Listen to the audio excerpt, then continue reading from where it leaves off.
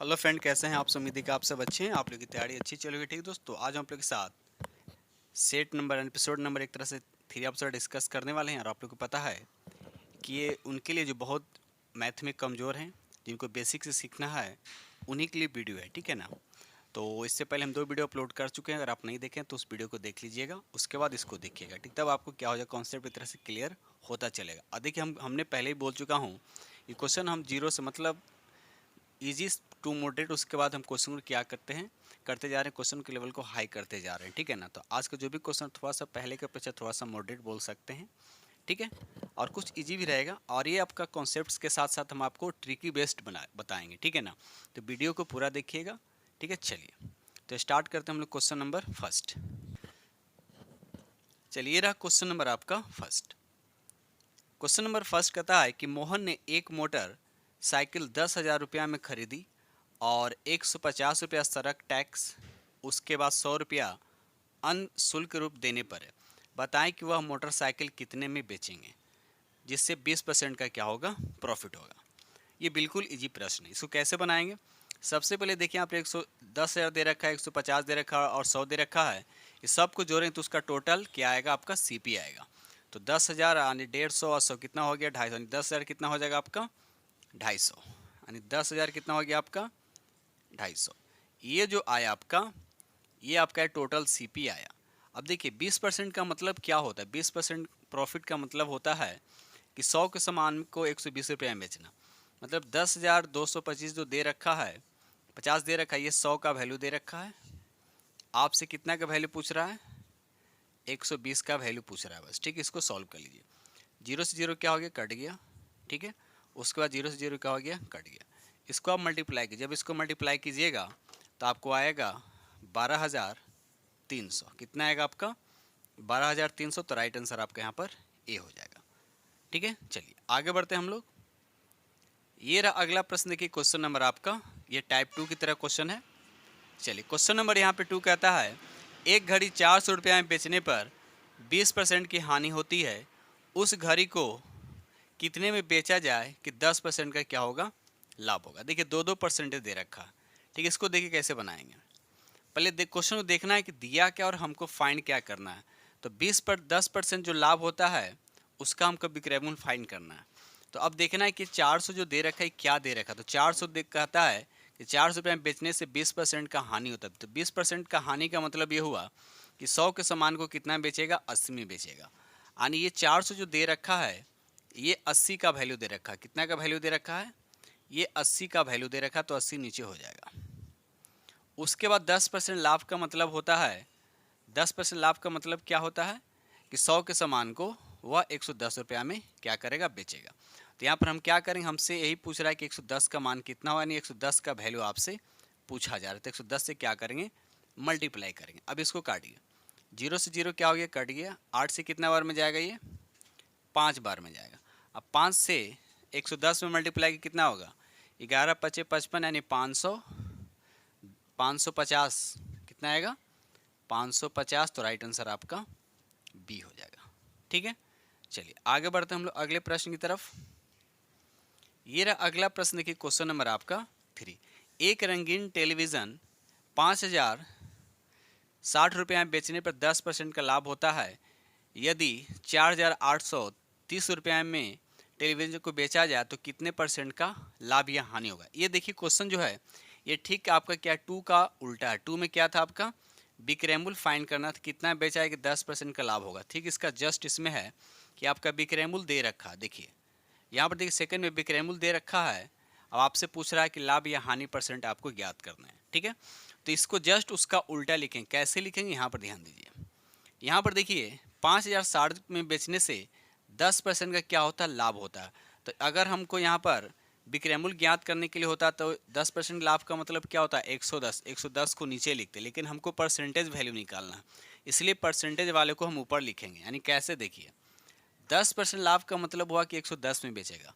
तो 110 जो होगा ऊपर आएगा, और ये 5,060 कहाँ आएगा, नीचे आएगा। ठीक है, उसके बाद देखिए, ये जो विक्रय मूल्य दे रखा है इसको यहाँ हम क्या करेंगे, मल्टीप्लाई करेंगे। 62 जो आएगा वह 100 के आसपास आएगा। 100 के आसपास कहने का मतलब ये हुआ अगर 100 से कम होगा तो हानि होगा, अगर 100 से ज़्यादा होगा तो वो क्या होगा, जितना ज़्यादा होगा वो प्रॉफिट होगा, और 100 से जितना कम होगा वो उसका हानि बताएगा। ठीक है, चलिए इसको काटिए। 0 से 0 क्या हो गया, कट गया। 11 से कितना बार हम कटेगा, 11 चौके 44 और 11 छके 66। उसके बाद 23 से काटे इसको 2 बार में कटेगा, 23 से काटे इसको तो 23 दूना 46 और 23 से कम 23, यानी यहाँ पर हो गया आपका 0। 2 से काटिए कितना बार में जाएगा, ये 105 बार में जाएगा। कितना बार में जाएगा, 100। अब देखिए 105 आया है, तो हमने अभी क्या बोला कि 100 से जितना ज़्यादा होगा वह प्रॉफिट देगा, और 100 से जितना कम होगा वह आपका लॉस यानी हानि बताएगा। तो 100 से कितना ज़्यादा है, तब बोलिएगा कि 100 से 5 ज़्यादा है, यानी 5% का क्या होगा, प्रॉफिट होगा। तो राइट आंसर आपका सी होगा। ठीक है, तो इस तरह से क्वेश्चन को क्या करना है, एग्जाम में करने हैं। ठीक है, चलिए आगे बढ़ते हैं। दोस्तों वीडियो पसंद है प्लीज़ लाइक कीजिएगा और अपने दोस्तों में शेयर जरूर कर दीजिएगा। ठीक है, चलिए यहाँ देखिए क्वेश्चन नंबर यहाँ पे 4 कहता है कि 1 रुपये में 6 संतरे खरीद कर 20% लाभ के लिए 1 रुपये में कितने संतरे बेचे जाएंगे। अब देखिए 1 रुपया में 6 संतरा खरीद कर 20% का लाभ होता है, तो 1 रुपया में हम कितना संतरा को बेचेंगे। ठीक है, तो सबसे पहले यहाँ पर क्वेश्चन को समझना है। 20% का मतलब क्या होता है, 20% का फ्रैक्शन वैल्यू क्या होता है, बोलिएगा 1/5। क्या बोलिएगा, 1/5 बोलिएगा। ठीक है, तो अब इसको हम लिखेंगे कैसे, तो यहाँ पर देखिए ये आपका क्या हो गया, सीपी हो गया, ये क्या आपका प्रॉफिट हो गया। तो यहाँ से एसपी कितना हो जाए, तो एसपी बोलिएगा कि यहाँ पर 6 हो गया। यानी कहने का मतलब क्या हुआ, इसको लिखेंगे कैसे। अब ये आपका सीपी दे रखा है, तो सीपी का मतलब ये 5 किसका, 5 जो है 5 किसका वैल्यू 1, तो 1 ऊपर लिखा दे। देखिए 1 रुपया में खरीद रहा है, 6 को भी ऐसे ही रहने दीजिए। ठीक है, यहाँ से हम क्या कर रहे हैं, आपका एसपी निकाल रहे हैं। उसके बाद क्या करेंगे, हमको 6 का वैल्यू फाइंड करना है। 6 यहाँ पर क्या करेंगे, ये आपका एसपी है, ध्यान रखिए एसपी है, ये संतरा वाला नहीं है। अब इसको सॉल्व किया तो कितना आएगा, 6/5। अभी 6/5 कहने का मतलब जो आया 6/5 आया यहाँ पे, ये जो आया 6/5, यानी 6/5 में 6 संतरा क्या करेगा, बेचेगा। लेकिन पूछ रहा है कि 1 रुपया में कितना बेचेगा। तो अब करना क्या है, यानी इतना, यानी 6/5 रुपया में वो 6 संतरा बेचता है, तो 1 रुपया में कितना संतरा बेचेगा, ये 6 जो है इसके नीचे आ जाएगा और ये 5 जो ऊपर चला जाएगा। तो 6 क्या हो जाएगा, कैंसिल हो जाएगा, यानी राइट आंसर आपका 5। यानी कहने का मतलब ये हुआ कि 1 रुपया में वो 5 संतरा बेचेगा। तो राइट आंसर आपका यहाँ पर ए हो जाएगा। ठीक है, चलिए आगे देखिए अगला प्रश्न। क्वेश्चन नंबर यहाँ पे 5 कहता है कि एक फल वाला 10 रुपया में 11 नारंगी खरीदता है और उन्हें 11 रुपया में 10 के भाव से बेच देता है, तो लाभ या हानि परसेंट बताएं। बिल्कुल इजी प्रश्न, देखिए कैसे बनाते हैं। पहले कहता है कि 10 रुपया में 11 खरीदता है, फिर कहता है कि 11 रुपया में 10 को क्या करता है, बेचता है। तो जब भी इस तरह के क्वेश्चन रहेंगे तो सबसे पहले हम क्या करेंगे, क्वांटिटी को इक्वल करेंगे। यहाँ पर देखिए 10 रुपया में 11 खरीद रहा है, यहाँ पर 11 रुपया में 10 बेच रहा है। तो पहले हम क्या करें, इसको इक्वल करें। इक्वल करने के लिए क्या इसमें हम क्या करेंगे, ऊपर वाले में हम 10 से मल्टीप्लाई, नीचे वाले में क्या करेंगे, हम 11 से मल्टीप्लाई। तो कुल मिलाकर क्या हो जाएगा, यहाँ पर क्वांटिटी 110 हो जाएगा। तो अब इससे हमको मतलब नहीं है। अब यहाँ पर देखिए ऊपर में जब 10 से मल्टीप्लाई किया तो यहाँ भी 10 से क्या हो जाएगा, मल्टीप्लाई होगा। नहीं, कहने का मतलब यहाँ पर होगा आपका 100 होगा। नीचे में 11 है तो 11 से मल्टीप्लाई तो कितना आएगा, यहाँ 11 से मल्टीप्लाई करेंगे तो ये आएगा आपका 121 आएगा। तो अब देखिए क्वांटिटी कितना है, तो कलर चेंज कर दूं। क्वांटिटी जो यहाँ पर है, क्वांटिटी कितना है 110, यानी 110 जो है 100 रुपया में 110 खरीदा और 100 रुपया में और 121 रुपया में हमने क्या किया, 110 को बेचा। ठीक है, तब देखिए अब इससे कोई मतलब ही नहीं है। यानी 100 के सामान को, यानी 100 रुपया में 110 खरीदा और 121 रुपया में 110 को बेचा। तो आप ही देखिए 100 रुपया में खरीदा और 121 रुपया में बेचा, तो प्रॉफिट कितने का हुआ, बोलिएगा 21 का। प्रॉफिट हमेशा किस पे निकलता है, सीपी पे। तो ये क्या आपका सीपी, तो जाहिर सी बात है 100 नीचे, और परसेंटेज में निकालने के लिए 100 से मल्टीप्लाई किया जाए। तो 100 से 100 क्या हो गया, कट गया, यानी 21% का क्या हो गया, प्रॉफिट हो गया। तो राइट आंसर आपके यहाँ पर बी हो जाएगा। ये रहा अगला प्रश्न। देखिए क्वेश्चन नंबर आपका, क्वेश्चन नंबर का देख लीजिए यहाँ पर, क्वेश्चन नंबर आपका 6। क्वेश्चन नंबर 6 कहता है कि एक आदमी किसी वस्तु को 440 रुपया उसके क्रयमूल्य, अच्छा थोड़ा सा टाइम की मिस्टेक हो गया है। यहाँ पर क्या होगा आपका, एक आदमी किसी वस्तु को इतना रुपया में बेचकर क्रयमूल्य का इतना भाग क्या होता है, लाभ उठाता है, ठीक है ना।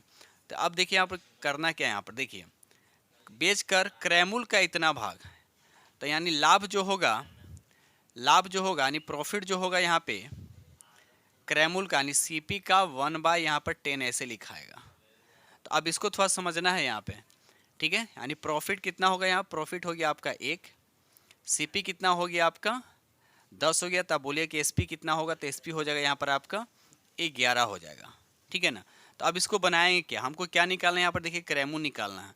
अब दे रखा है कि यहाँ पर 400 जो 10 जो दे रखा है, ये आपका क्या दे रखा है, विक्रयमूल्य दे रखा है, मतलब ये 11 का मान दे रखा है। 410/11 इंटू हो गया आपका 10। तो 11 से इसको काटिए, कितना जाएगा गड़चों का 44 हो गया, और 40 में 10 से मल्टीप्लाई करेंगे तो यहाँ पर क्या हो जाएगा आपका 400 होगा। तो राइट आंसर आपका क्या हो जाएगा, यहाँ पर बी हो जाएगा, ठीक है। चलिए आगे बढ़ते हैं हम लोग।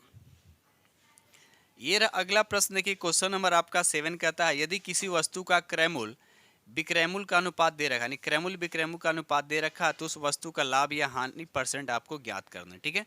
अब देखिए क्रयमूल्य कितना है 4, विक्रयमूल्य कितना है यहाँ पर 5, यानी कहने का मतलब 4 रुपया में खरीदा, जब भी इस तरह रहेगा 4 रुपया में खरीदा और 5 रुपया में क्या किया, बेच दिया, तो प्रॉफिट कितने का हुआ, 1 का। प्रॉफिट हमेशा किस पे निकाला जाता है, ये सीपी पे।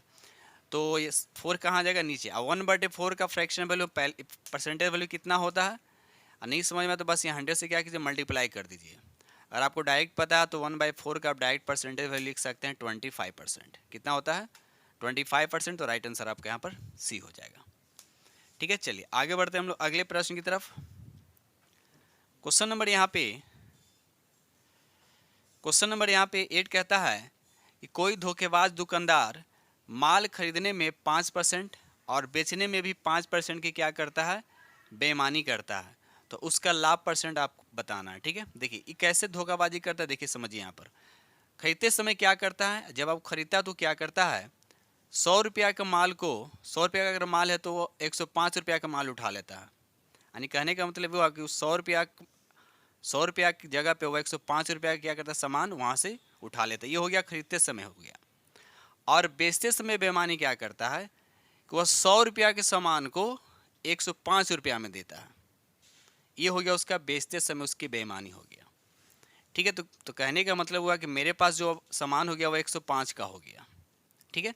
तो अब इसी तरह से आप निकालिए, देखिए यानी 100 रुपया के सामान को 105 में क्या कर रहा है, बेच रहा है।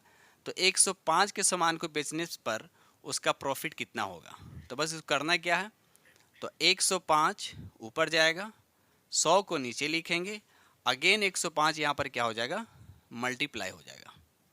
एक्स्ट्रा को हम हटा दे रहे हैं, ठीक है ना। ये सब जो दे रखा है इसको हटा देते हैं, चलिए हट गया। अब देखिए यहाँ पे अब क्या करेंगे, यहाँ पर अब देखिए 105 गुने 105 इसका भी तरीका है मल्टीप्लाई करने का। अब 105 में 105 से मल्टीप्लाई कैसे करें, देखिए 100 से कितना ज़्यादा है, दोनों 100 से 5 ज़्यादा है, तो या दोनों में किसी में एक में 5 ऐड कर दीजिए। तो 105 में 5 ऐड करें तो कितना आएगा आपका 110 आएगा। और उसके बाद दोनों इस नंबर को मल्टीप्लाई कर दिए, तो 5 में 5 से मल्टीप्लाई करें कितना आएगा आपका 25, यानी 11,025। यानी 105 में 105 से मल्टीप्लाई करेंगे तो 11,000 कितना आएगा 25 आएगा।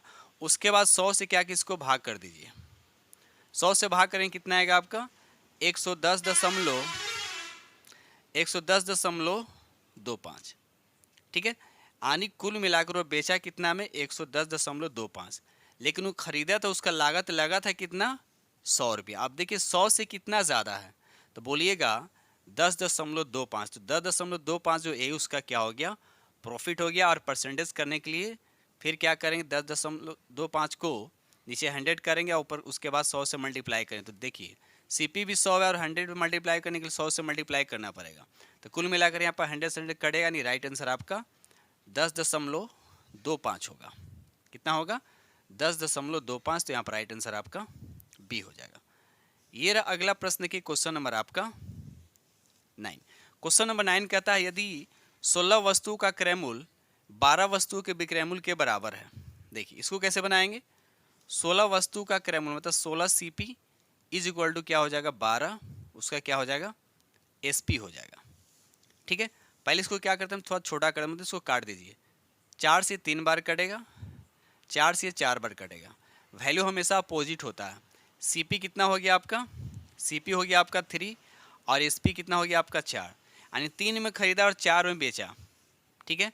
तो प्रॉफिट कितने का हुआ, 1 का, कितने के ऊपर, 3 के ऊपर। तो 1/3 का ये परसेंटेज वैल्यू कितना होता है, तो 33.1/3। अगर नहीं समझ में आया तो कुछ नहीं, यहाँ पर 100 से मल्टीप्लाई कीजिए और 100 में 3 से डिवाइड किया, 33.1/3। तो राइट आंसर आपका पहला ही ऑप्शन दिख रहा है, ठीक है। चलिए आगे बढ़ते हैं हम लोग अगले प्रश्न की तरफ। क्वेश्चन नंबर 10, ये रहा क्वेश्चन नंबर आपका 10। क्वेश्चन नंबर 10 कहता है कि एक मनुष्य 2970 रुपये प्रति घड़ी के हिसाब से 2 घड़ियां बेचता है, ठीक है ना। एक पर उसे 10% का लाभ होता है और दूसरे पर 10% की हानि होती है। जब भी इस तरह क्वेश्चन रहेगा कि प्रत्येक 2 घड़ी को बेचने की अगर बात करता है तो बिल्कुल इसमें हमेशा क्या होता है, हानि होता है। तो सबसे पहली बात है कि ऑप्शन देखिए कि लाभ और हानि दोनों दे रखा, तो प्रॉफिट तो होगा नहीं, तो बी और डी तो ऑप्शन होगा नहीं, बचा ऑप्शन ए और सी। अब देखते हैं क्या होता है। तो अब देखिए कि 10% क्या दे रखा है, प्रॉफिट, तो प्रॉफिट को प्लस में लिखेंगे और जो हानि इसको हम बनाने का तरीका क्या, सक्सेसिव मेथड से आप इसको बना सकते हैं। तो +10 और जो माइनस हो रहा है उसको, जो हानि उसको माइनस में लिखेंगे। उसके बाद -10 इंटू क्या लिखेंगे, 10, अब बाई क्या हो जाएगा, 100 हो जाएगा, ठीक है।